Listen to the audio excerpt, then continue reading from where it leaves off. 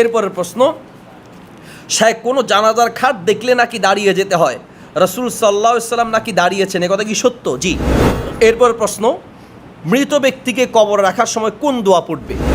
শায়েখ কোনো জানাজার খাট দেখলে নাকি দাঁড়িয়ে যেতে হয়, রাসূল সাল্লাল্লাহু আলাইহি সাল্লাম নাকি দাঁড়িয়েছেন, এ কথা কি সত্য? জি।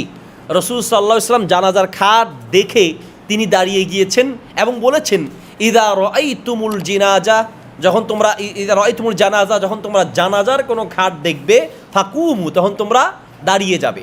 এই জন্য কোনো মৃত ব্যক্তির লাশ যেতে দেখলে দাঁড়িয়ে যাওয়া উচিত, রাসূল সাল্লাল্লাহু আলাইহি ওয়াসাল্লামের আমল দ্বারা প্রমাণিত।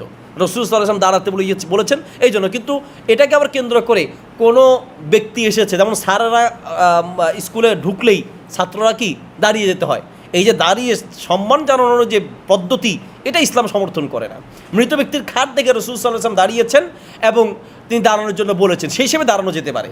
কিন্তু জীবিত কোনো ব্যক্তিকে দেখে সে আসলে দাঁড়ায় যেতে হবে, আর যিনি এসেছেন যদি না দাঁড়ায় তিনি রাগ করেন, স্যার যদি কোনো ছাত্রকে দেখে যে দাঁড়ায় নাই, তাহলে তাকে স্কুল থেকে বের করে দিবে। তাহলে দাঁড়ানো হলো মৃত ব্যক্তির জন্য, ঠিক কি না? মৃত ব্যক্তির জন্য আবার এই কথার এই নয় যে মারা গেছে কবর, তার সম্মানে আবার দাঁড়ায় থাকতে হবে, এটাও আবার শরীয়ত সমর্থন করে না। জাস্ট জানাজা খাট যাওয়ার সময় যদি আপনি দেখেন তখন দাঁড়াবেন, এটা রাসূল সাল্লাল্লাহু আলাইহি ওয়াসাল্লাম আমল দ্বারা প্রমাণিত আছে।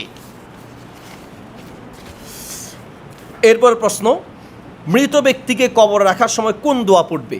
মৃত ব্যক্তিকে কবরে রাখার সময় নবী সাল্লাল্লাহু আলাইহি ওয়াসাল্লাম শিক্ষা দিয়েছেন, বিসমিল্লাহি ওয়া আলা মিল্লাতি রাসূলিল্লাহ, এই দোয়া পড়বে। বিসমিল্লাহি ওয়া আলা মিল্লাতি রাসূলিল্লাহ আছে, আরেক রওয়ায়াতে বিসমিল্লাহি ওয়া আলা সুন্নতি রাসূলিল্লাহ, রাসূল সাল্লাল্লাহু আলাইহি ওয়াসাল্লামের মিল্লাতের উপরে অথবা রাসূল সাল্লাল্লাহু আলাইহি ওয়াসাল্লামের সুন্নাহর উপরে রাখছি।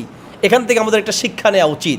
সারা জীবন কাম করছেন বেদাতের উপরে, সারা জীবন চলেছেন বাপদাদা যেমনে বলছে তেমনি, সারা জীবন চলেছেন আমার পীর সাহেব হুজুর বলছে, আমার আকাবির বলেছেন, আমার বুজুর্গানের দিন বলেছেন, বাপদাদারা করে আসছে, সমাজে চলে।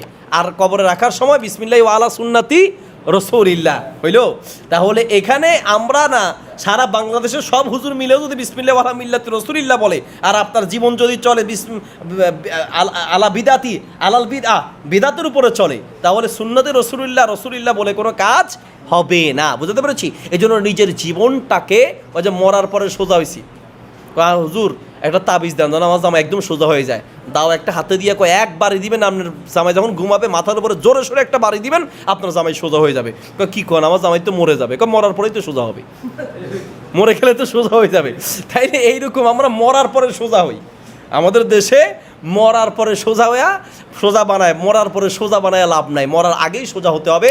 নিজের জীবনটাকে রাসূল সাল্লাল্লাহু আলাইহি ওয়াসাল্লামের আদর্শের উপরে চালাতে হবে। আল্লাহ আমাদেরকে তৌফিক দান করুন।